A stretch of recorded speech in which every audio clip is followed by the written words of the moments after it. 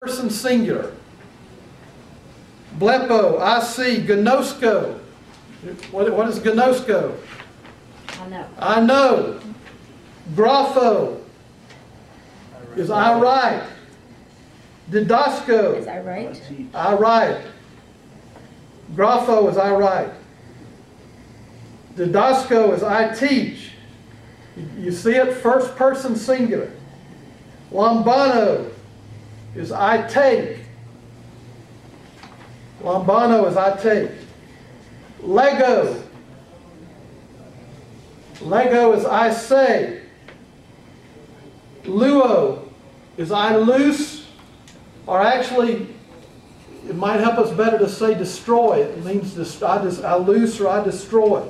It's the word that Jesus, remember when Jesus said, whatever you have bound on earth will be bound in heaven, whatever you loose on earth will be loosed in heaven. That's the word we're talking about there. And then ekyo. Ekyo is I have. So notice all of those verbs are written in the first person singular. And if you want to conjugate those verbs in the singular, you just change the ending. The stem will stay the same every time. You just change the ending. That's singular. Luo, lues, lue. Blepo, blepes, blepe. Gnosko, gnoskes, gnoske. It always, the stem stays the same. The stem stays the same. All right, that's singular. Now, let's do the plural. I would encourage you to write down these endings right here. O, ace, and a. That's going to be most of the verbs that you'll study in the Greek language. It will be most of the verbs right there. Now in the plural, you have, it changes again. You have men, so you're going to have blepomen or luomen, and the next one is ete. That's second person plural, ete, luete, and then usi.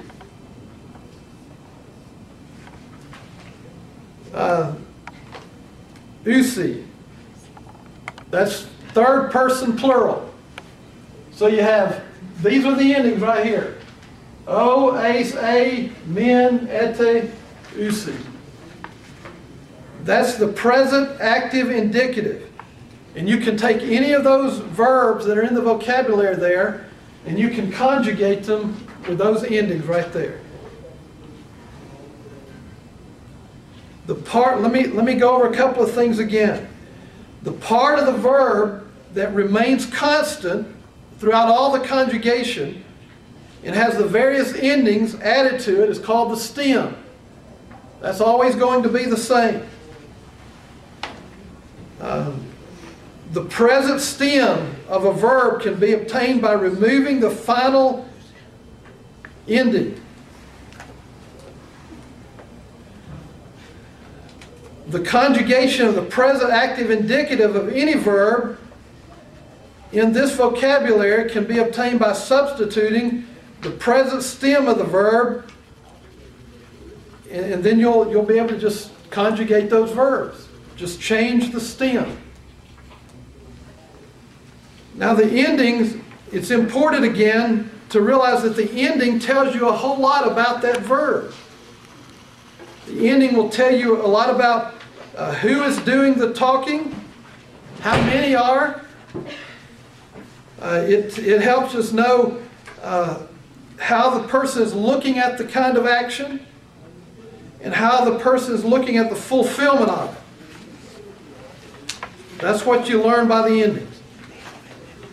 So what I would like to encourage you to do tonight is to take this list home and work on the vocabulary, learn those words, and be able to conjugate those verbs. And when you pick up John chapter 1 and you start reading, you'll go a long way in knowing some of those verbs just by knowing the endings.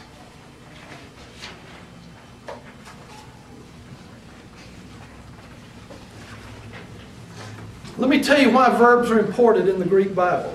Turn to 1 Corinthians chapter 3. 1 Corinthians chapter 3.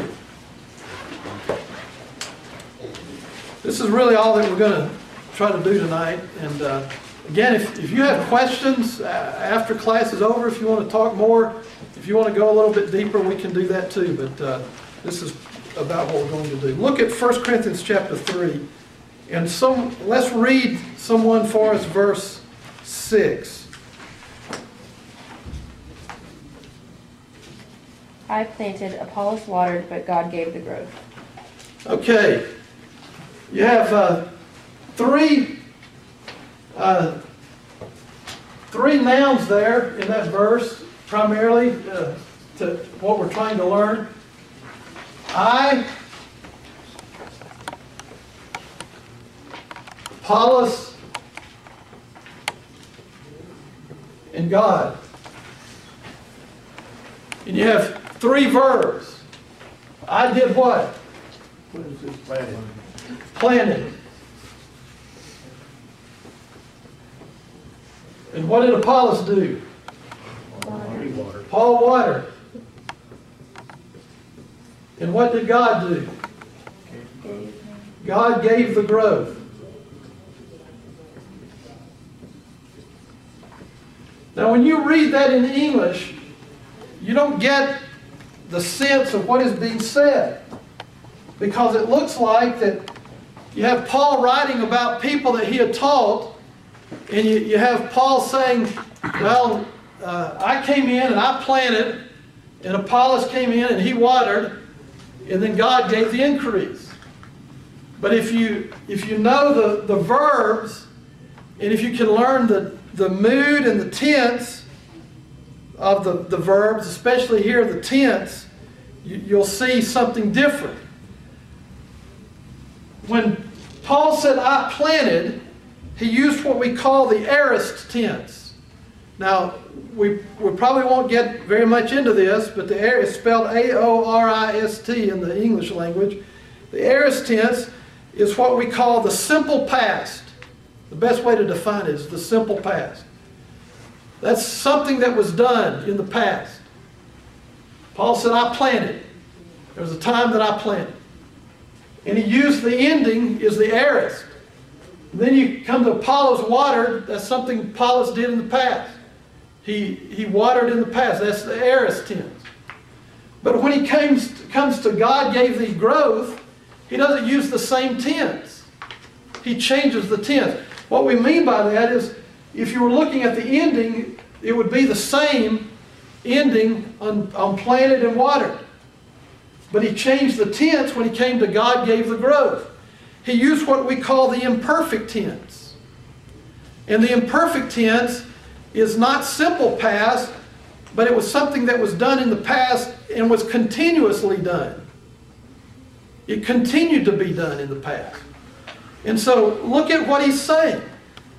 I planted and Apollos watered, but literally it doesn't say God gave the growth. Literally it says God was giving the growth.